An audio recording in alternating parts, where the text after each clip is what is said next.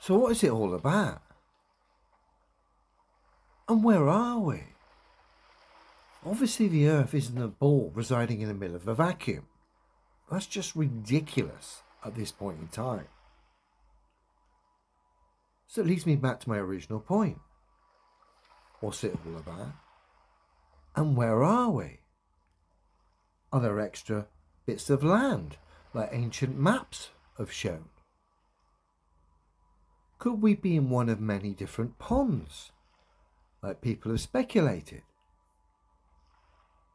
Or perhaps we're one of many different realms, like the ancient Japanese thought there were 6 different realms, ranging from hell to heaven. Perhaps this is some big test. Or is this some kind of Westworld type experience that was meant to be fun, that has unfortunately been hijacked by psychopaths?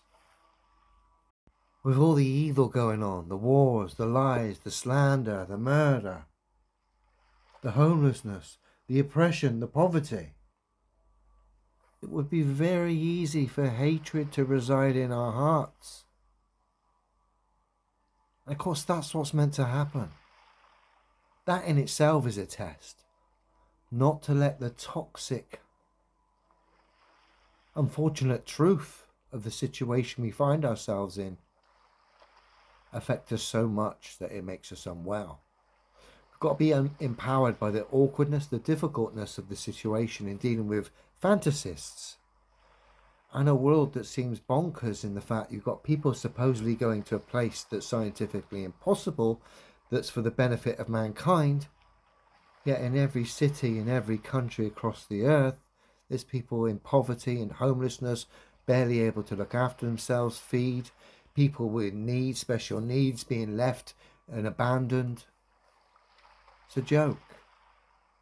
The globe, of course, is laughable. Space, I'm a huge space fan. I actually love space, particularly old school 60s and 70s space documentaries, stroke propaganda. I think they're brilliant.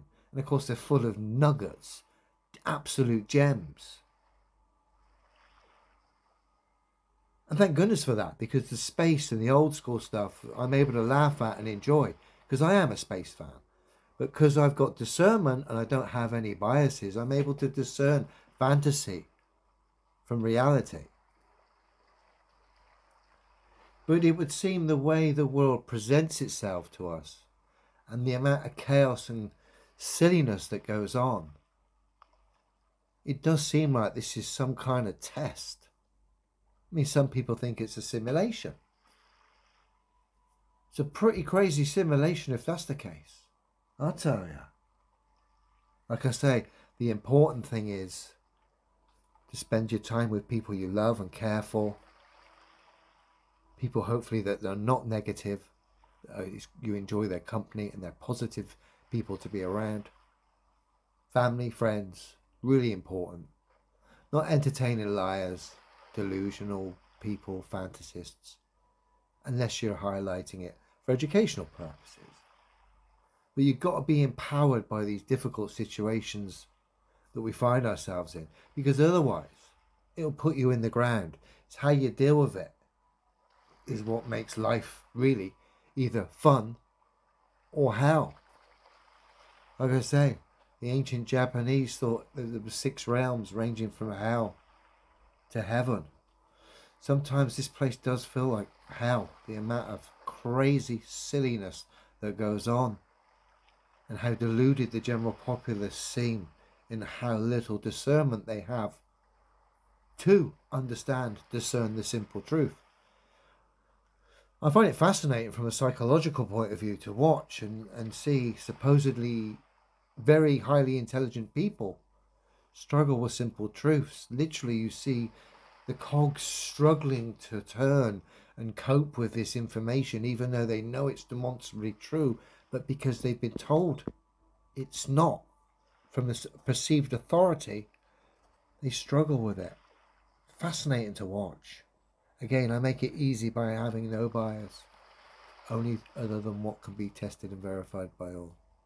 It's a very crazy situation we find ourselves in. We're tested, particularly people like myself, tested on a regular basis by situations, pantomime artists, fantasists, delusional people, and the craziness of the world when you actually understand it and can see it for what it is. It would be very easy to overwhelm you. And a lot of people on supposedly the mainstream side looking at these subjects and defending it and what you'd class as the truth side suffer with mental health because of the truth of this situation we find ourselves in isn't that pretty. And because people struggle to talk about these things, people have taken their own lives, or people have opened themselves up for toxic things to enter their body because they've let toxicity enter their heart. It's very important what you do with your time. Like I say, be empowered by the difficult situations. Take regular breaks from difficult situations so you don't overdo it. Be around beautiful people. And be true to yourself and others. And if you can, help others. I mean, that's powerful stuff right there. Helping people in need, genuine people. Feel it in your heart and then act upon it. It's the best thing we can do here while we're here is to be the best people possible. And be a shining example to others. And if it is a test, we'll stand a good chance of passing it. It's a crazy old test at that, I'll tell you. Look after yourselves, whether you believe in a globe earth or not. You may think I'm hard on you. Listen, you should know my stance by now. It should be obvious. If you can't see it, go away for a few months and come back and perhaps you'll grasp my stance. It's very simple. Because of your bias and the psychology at play, normal, intelligent people struggle to discern a man like mine's simple stance. They really do. And it fascinates me. That in itself fascinates me.